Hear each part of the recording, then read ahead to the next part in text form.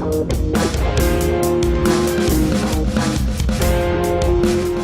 guys, how's it going? I'm Sydney from PhoneDoc.com, and this is the Samsung Flight 2.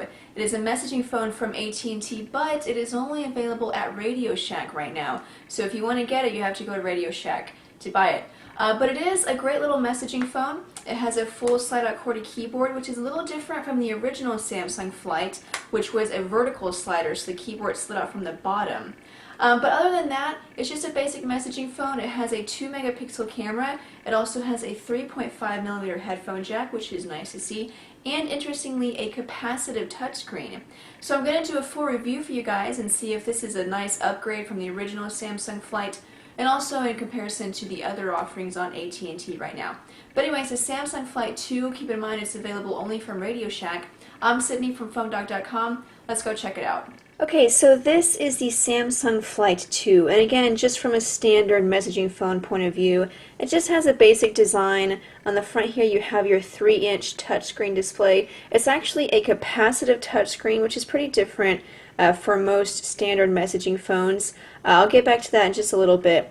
Then underneath here you have your 3 buttons for talk, send, or basically phone functions, and then end and power, and then your back button. As far as design goes, these are kind of similar to the original Samsung Flight, but just a little bit different, a little bit smaller. Obviously the biggest difference between the Samsung Flight 2 and the original Samsung Flight is that the original was a vertical slider. The keyboard slid out from the bottom, whereas this one, it slides out to the left. And I think it's a definite improvement because it gives you more space. Now, because it is a different design, the keys are different. Whereas on the first one, they were kind of squished together in that more chiclet style, and definitely more raised. These are more flat. They're more squarish, there's more separation between them. So it's definitely a different design. I think that both of them are great. I like both of them. That I guess could just depend on personal preference. If you liked that other keyboard, then this may take a little bit of getting used to.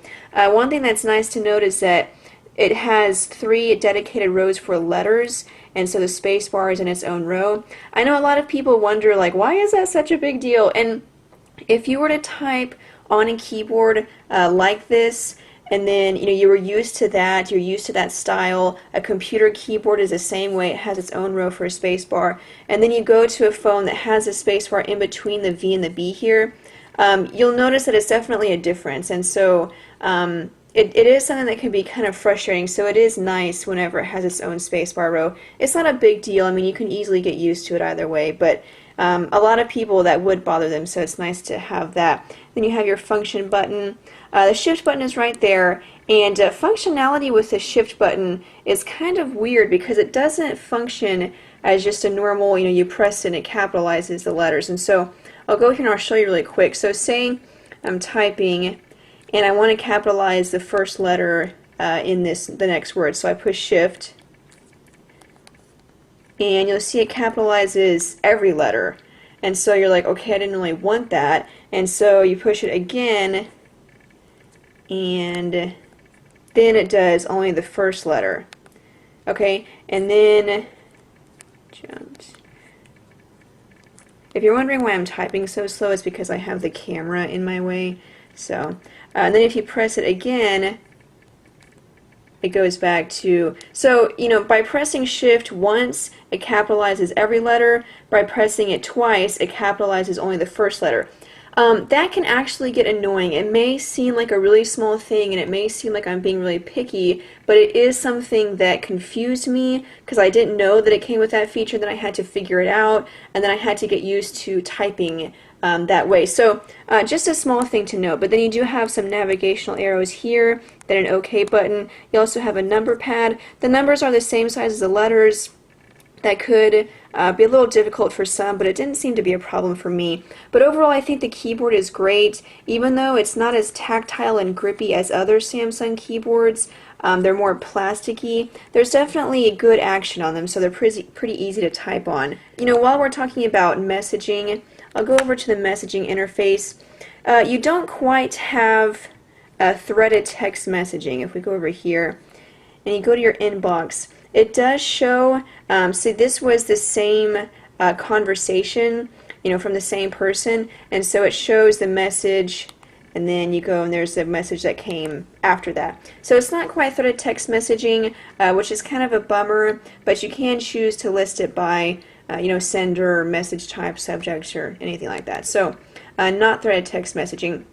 Now, going back to the main display here, like I said, it is a capacitive touchscreen display, which is quite different from messaging phones, and I think it works really well. Definitely easy to slide through the screens, and using the menu and sliding through the menu was pretty easy. I didn't really have any problems with responsiveness, but one thing that I did notice that was definitely a problem is that whenever you can have these widgets on the different screens here, this is the widget menu bar, so you can choose from these and then put them onto the screen.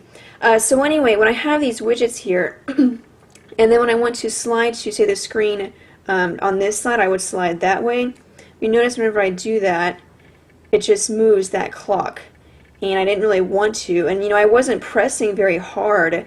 It's not like I, you know, held down, did a long hold like I wanted to move it. I'm just sliding through, and so then it selected the clock that time. I went to clock options, so we'll do it this way.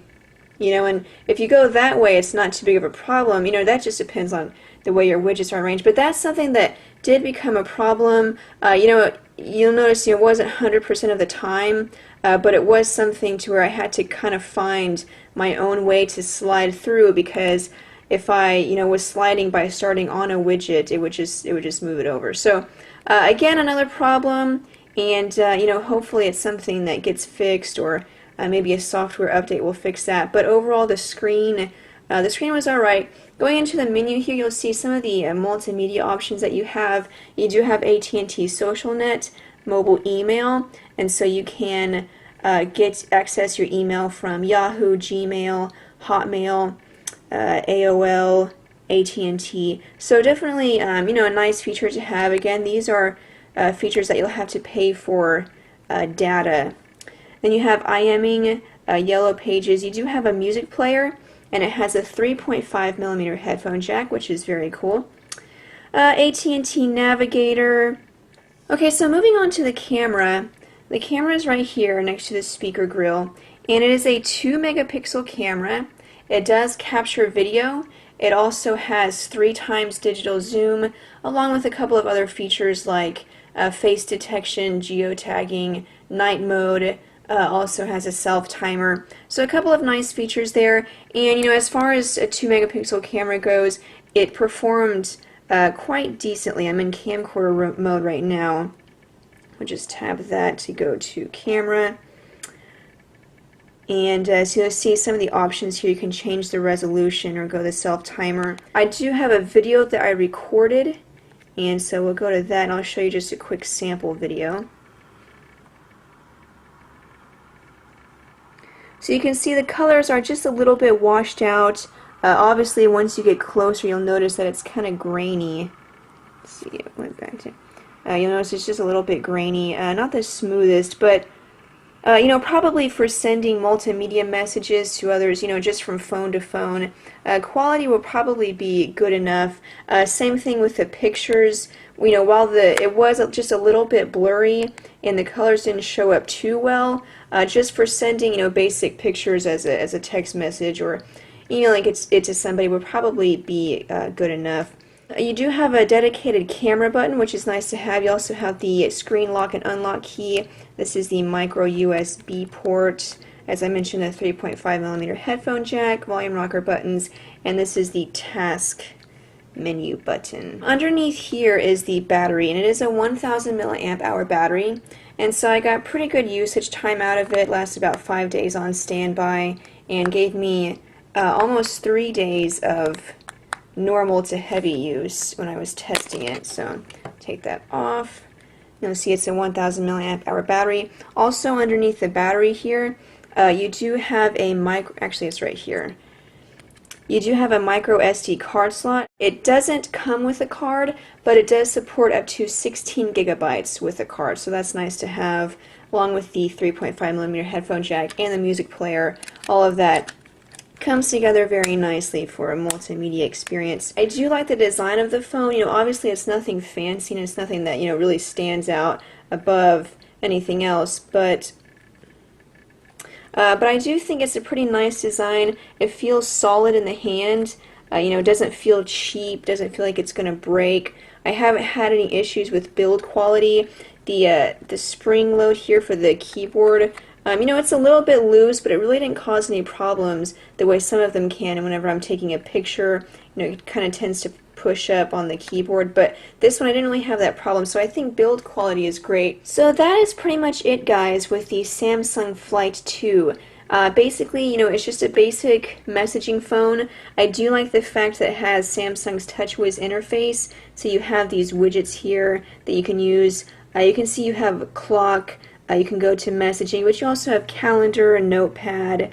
This is actually a diet widget, probably helps you track, you know, calories or something like that. Music player, calculator, Twitter and Facebook. So it does have some pretty nice widgets, and then you can of course have them on these three different home screens that you have. So just drag that out. So it's pretty nice. I definitely like Samsung's TouchWiz interface. So it's a Samsung Flight 2. It is actually available only at Radio Shack, and so I haven't heard anything of when it will be available at AT&T. Of course, there's been a few different rumors that it would be within the next few weeks, but nothing directly from AT&T. So right now it's available only at Radio Shack, and you can pick it up, guys. And there it is, standard messaging phone with a capacitive touchscreen, which kind of makes it stand out a little bit. By the way, this touchscreen has a resolution of 240 by 400. Forgot to mention that. But anyway, thank you so much, guys, for watching. If you have any other questions, you can follow me on Twitter. It's My Job to Know is my Twitter screen name. Or you can leave a message in our forums at PhoneDoc.com. And be sure and keep it on PhoneDoc.com because we're going to have plenty of news, reviews, updates, dog fights, plenty of content for you guys. So be sure and check out PhoneDoc.com. But anyway, thank you so much, guys, for watching. I'm Sydney, and I'll see you guys later.